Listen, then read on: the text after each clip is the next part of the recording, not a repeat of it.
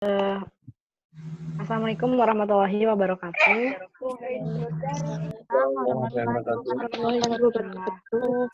Ya, terima kasih udah datang ya ke kelasnya untuk untuk mata kuliah sejarah pendidikan.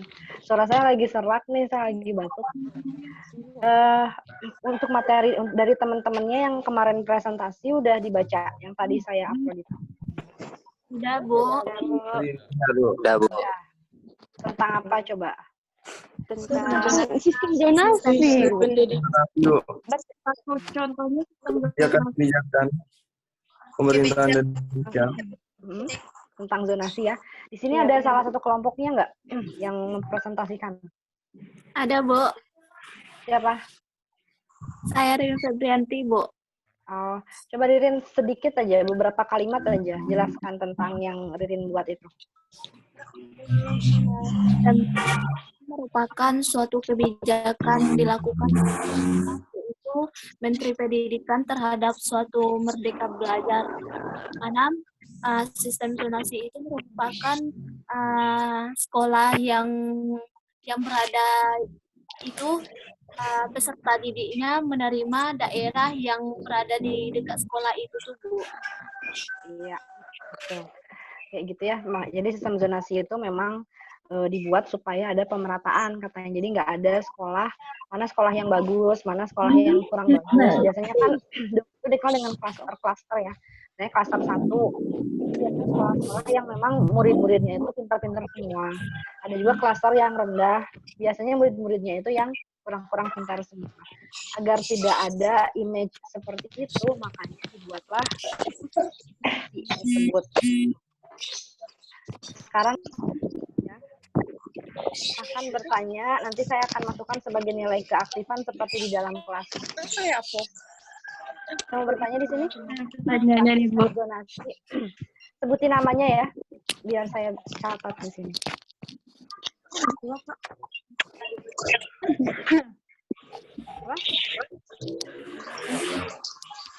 Kamu bertanya? Bu, itu yang bertanya tuh sesuai kelompok yang 13 tuh, Bu. Kalau sekarang bebas aja ya. Kalau sekarang bebas aja siapa aja yang mau. Satu kelompok satu, Bu. Enggak, kalau sekarang bebas aja siapa yang mau dulu. Oh, bebas aja ya, Bu. Ya, jadi satu bertanya nanti langsung dijawab, satu bertanya nanti langsung dijawab kayak gitu. Siapa dulu yang mau bertanya pertama? Bu, saya mau bertanya, Bu. Apa namanya? Perkenalkan, nama saya Rizky Fadila, Bu. Ya.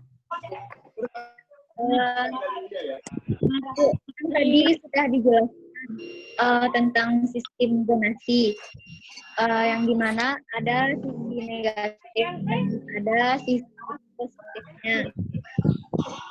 Jadi tadi dikatakan bahwa sistem zonasi itu bisa membuat sisi negatifnya karena terhambatnya keinginan seorang siswa untuk sekolah keluar. Jadi inti pertanyaan itu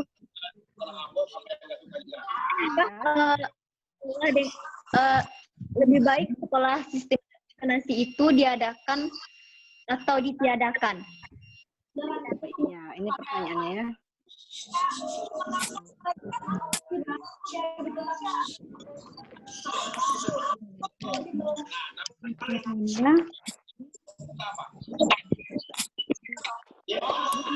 Aku kayak gini, Teh.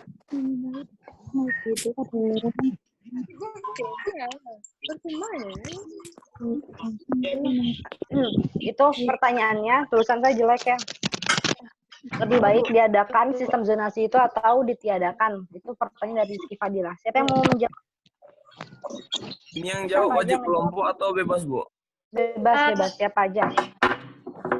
Saya Bu, Emilia Tiara mau menjawab, Bu. Oh, ya, boleh.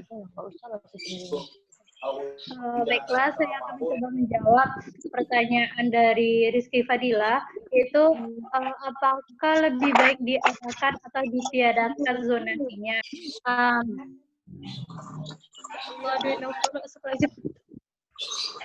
Ibu skip dulu, Bu, travel tiba, Bu. Jadi Amelia nggak jadi. Apa jadi mau Ada jawab? lagi kuliah online, Tra. Kelompok penyaji boleh menjawab, Bu? Boleh. Gaby ya? Ya, Bu. Lah, Travel Ya, gampang aja. gimana, Ada Gaby? kuliah online ah. Eh, kalau menurut saya lebih baik diadakan atau ditiadakan sistem zonasi. Kalau menurut saya lebih baik diadakan. Karena selama ini banyak ditemukan pendidikan yang tidak merata di Indonesia. Seperti contohnya adanya sekolah unggul atau sekolah favorit. Seperti misalnya SMA 1, SMA 2, atau SMA 3 yang dianggap sebagai sekolah favorit. Kemudian dampak dari itu sekolah favorit tersebut memiliki banyak siswa, sedangkan sekolah-sekolah lain yang tidak dilabeli sekolah unggul atau favorit mungkin kekurangan siswa. Oleh karena itu, lebih baik sistem zonasi itu diadakan untuk memeratakan sistem pendidikan dan memisahkan jurang pemisah antara sekolah favorit dan sekolah biasa. Jadi saya sekian jawaban dari saya, Bu. Ya, ini jawaban dari Gaby ya.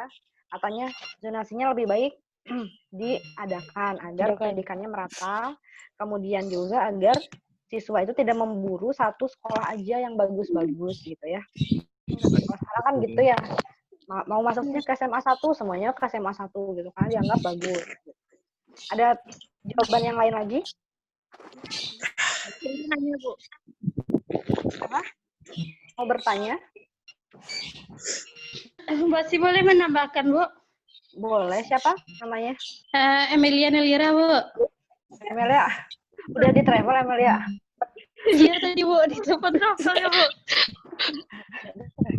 Ya gimana Amelia? Jadi kalau menurut saya, kalau sistem zonasi ini ada alangkah baiknya ada lebih baik diadakan, Bu. Hal ini dikarenakan biasanya sekolah-sekolah di daerah itu tuh kebanyakan itu kaspi itu, Bu. Kebanyakan anak-anak sekolah tuh orang tuanya tuh lebih menyekolahkan anaknya di daerah yang jauh supaya fasilitasnya tuh lebih baik dibandingkan dengan sekolah yang ada di tempat mereka. Hal ini menyebabkan nanti kurangnya siswa yang ada di sekolah mereka tersebut, Bu.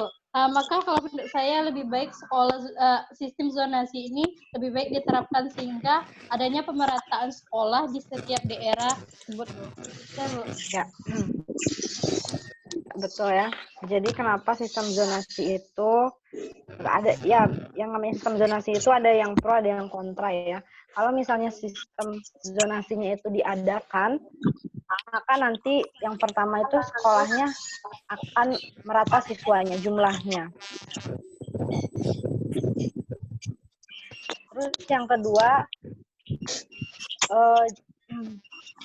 sekolah yang bisa dikatakan kurang bagus juga dia mendapatkan siswa. Tapi ini dari sisi positifnya. Kalau dari sisi negatifnya, biasanya guru yang ada di sekolah favorit itu dia punya metode sendiri yang agak berbeda gitu. Karena biasanya kan dia mengajar siswa-siswa yang pintar ya.